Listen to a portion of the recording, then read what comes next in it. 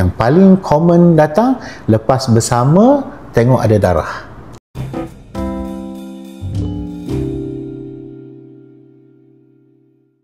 Okey, sekarang ni kita nak bercakap berkenaan dengan cancer cervix, Pak Doktor. Cancer cervix. Cancer cervix. Yep, cancer cervix. Okey. Kalau doktor boleh explain lah, sebenarnya cancer cervix tu dia punya tak apa benda sebenarnya. Cancer cervix tu. Cancer cervix tu kalau kita tengok rahim dekat dalam, cervix kita boleh tengok dekat luar. So, cancer cervix tu adalah ketumbuhan kanser di pangkal rahim. So rahim ni dia ada body dia, kan, dia ada pangkal. Body tu kita tak boleh tengok melainkan kita scan, tapi pangkal tu kita boleh tengok dengan pemeriksaan dari cervix lah, speculum, semua kita boleh tengok sama ada growth, ada ketumbuhan atau tidak. Tapi tak naklah sampai macam tu, sampai dah ada growth, dah ada simptom baru kita nak check. Sebenarnya kanser rahim ni boleh dicegah, dirawat andainya kita buat pengesanan awal. Itulah yang dinamakan pap smear yang wanita-wanita reluctant, malas nak buat, takut nak buat.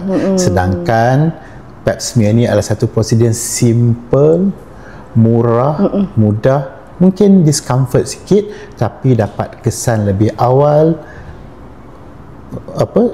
Pra-cancer lagi kita boleh kesan, kita boleh kesan human papilloma virus yang merupakan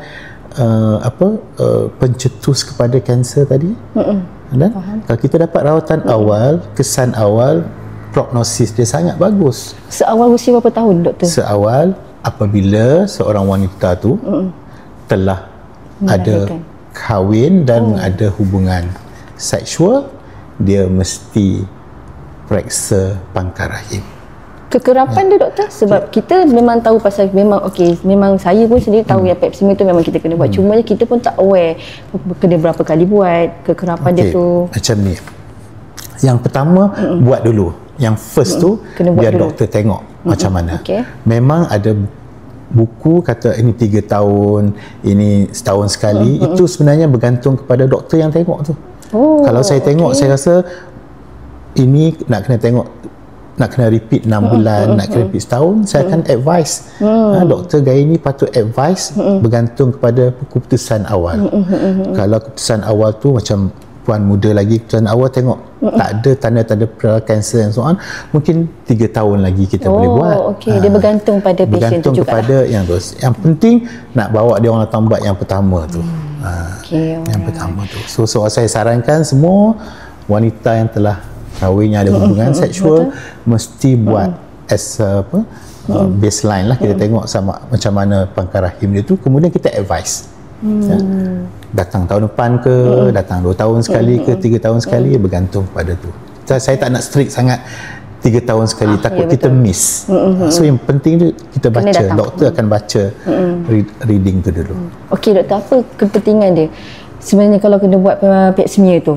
Orang kata kena datang, tapi kadang-kadang tu kena buat. Yang paling penting untuk kita kena kesan awal lah. Kita nak kesan awal. Itu tujuan kita.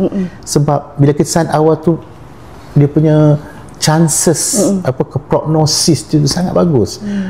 Tak naklah sampai ada simptom baru nak jumpa doktor, baru nak buat pap smear. Contohnya bila ada discharge yang banyak, bila ada turun darah yang sikit-sikit tu, ataupun yang paling common datang lepas bersama tengok ada darah. Itu mungkin dah ada ketumbuhan ataupun kanser dekat situ. Sebab tu kita duk cakap datang check awal, at least baseline kita tahu macam mana. Bila dah tumbuh tu, dah stage dia dari lain. Daripada stage 1 dah jadi, daripada pra-kanser dah jadi 1, 2, dan semakin naik stage tu, semakin besar dia punya ketumbuhan tu, semakin tak baguslah dia punya prognosis. Mungkin boleh rawat lagi, tapi prognosis tu tidak berapa. Prognosis ni maknanya jangka hayat dia masa berapa lama tu bergantung kepada apa yang kita dapat pada awal. Sebab tu kena datang awal. Tak sakit pun kan pap smear ni doktor? Dia discomfort lah. Dia sebab kita nak kena buka kan, dia rasa macam tak selesa. Ya, betul. Nak kata sakit, tentulah doktor pun tak nak buat kan. Ya, betul. Jadi di klinik saja kita boleh buka dan tengok sekejap saja, dah selesai. Sebab ramai perempuan kat luar sana tu, saya rasa macam bila dengar je pap smear tu semua takut nanti sakit, kena masuk, kena ni lah, pakai muncung itik lah benda semua. So yang kali pertama memang macam tu lah, takut sakit. Lepas tu dia orang dah biasa, okey, doktor pun akan cuba buat dengan cara yang paling kurang discomfort lah, paling kurang tak selesa. Sebab kita tahu bila patient tak selesa, cara nak ambil itu pun susah juga. Dia sama ke doktor? Macam yang saya tahu, kita boleh buat self test yang pap smear tu. Itu sama ke kaedah dia ataupun self test macam mana? Self test untuk pap smear macam selalu kita pergi LPPKN tu, dia akan bagi satu yang panjang tu. Boleh buat tu, sama juga screening juga dia. Tapi lebih tepat kaedah dia bila doktor tu tengok. Sebab kita buat tu kita tak tengok. Kalau kita buat sendiri tak tengok. Tapi kalau doktor tengok atau nurse tengok, dia boleh describe dia dapat consultation kawasan mana, dekat mana yang tak cantik, dekat mana yang tak okey.